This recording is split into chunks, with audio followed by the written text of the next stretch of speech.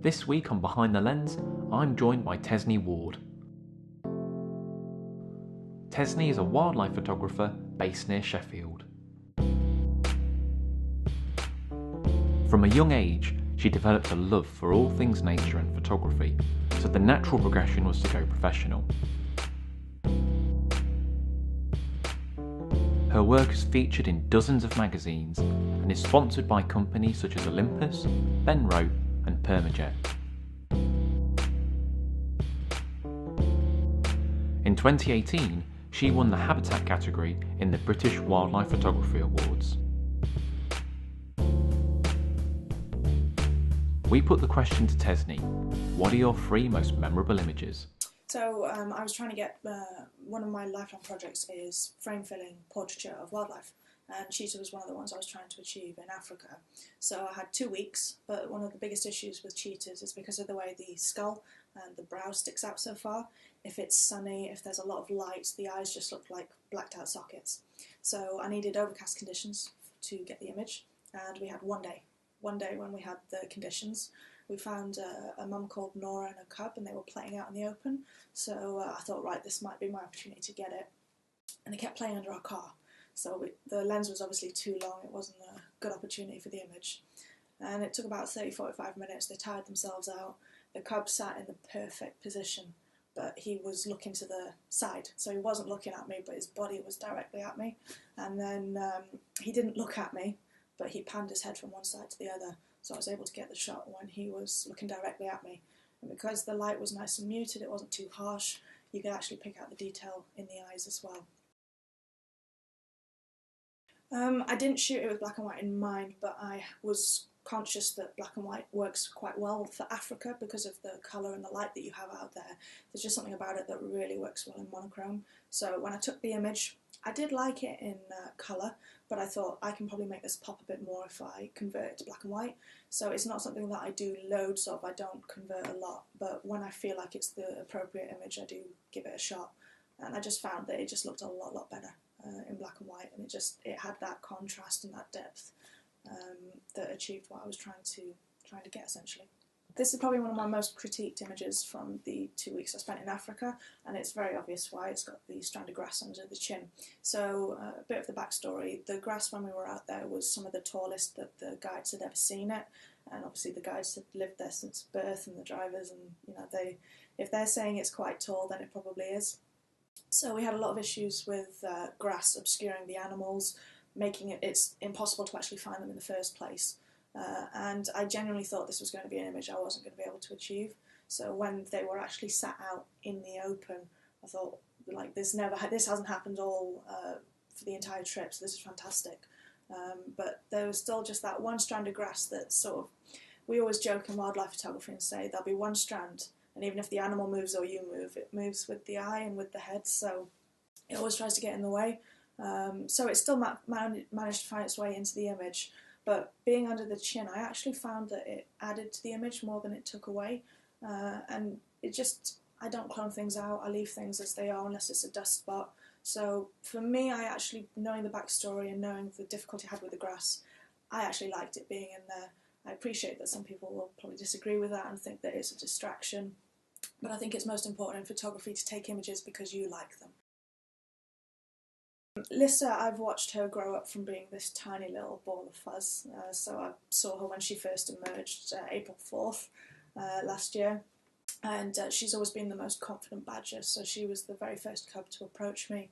Her confidence gave the other cubs more confidence to come closer, and then this year, she's obviously a year and a bit old now, she's grown into this gorgeous girl, and because of her confidence, she does a lot of things out in the open. So since I've started working with badgers, I've spent about 2 and a bit years, over 2,000 hours, so I need a life. But a lot of people say, are you not bored of them? Are you not just getting the same shot over and over again? And yes, it gets harder and harder to get new shots, especially seeing as I'm working at the exact same site as I started with. But there's certain behaviours like this, which, 2,000 plus hours, and I've got 5 minutes of it actually happening in the open, in decent light. So all of that time makes seeing behaviours like this more than worthwhile. So I had to use a slow shutter speed. The light may look like it's good, it was not good at all.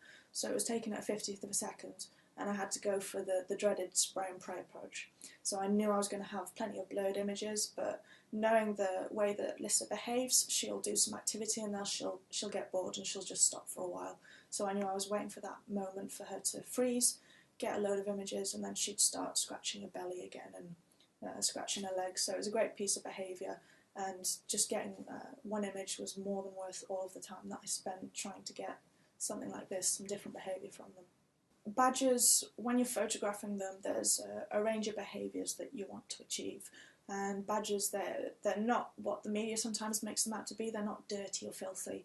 They pride themselves on being clean. So when they emerge, they'll often spend 30-40 minutes grooming one another, removing ticks and parasites, and they love a good itch as well. I've seen badgers, when another badger is scratching them in the right place, they kick their dog. They kick their dog. They kick their leg like a dog. So if we were scratching our pet dog in the right place, they'd start kicking their leg. So badgers do exactly the same. But the difficulty with this behaviour is I've seen it many times on trail camera and in the flesh, but the light's always awful, or it's behind a bush. So I can see them doing the motions, but I just can't get the image. So the fact that she actually did it in a good place, in the open, with light that I could work with, everything came together. This was actually, I was running my first ever mountain hare workshop when I took this image, and I'd spent 2+ years working with the hares, not actually getting any results.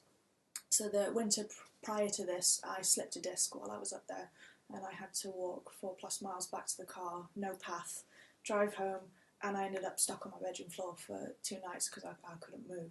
So that ruined an entire season with them, but I'd put all of the steps in place so I knew where they were, I knew how to approach them. So on this particular winter, I was like, right, I'm going to nail this, I'm going to get some good shots. So I knew the area I wanted to get up into, and where I was, there's a lot of groughs, there's a lot of gullies, so they're really deep, sort of gorges basically, and you'll be turning a corner and you don't know what's around that corner. And it just so happened that we came across this hare, and he was sat in the perfect place.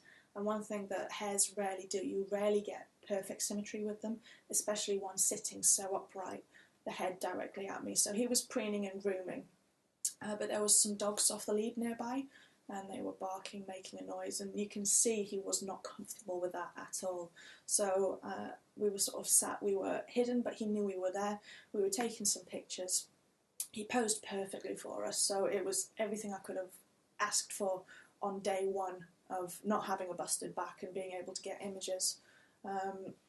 So he did lots of grooming, lots of preening, and I was just, because his body was just face on, I thought, I can get this symmetry, I can get this to sort of get the image I'm trying to achieve. And I really love the contrast between his white coat and his surroundings.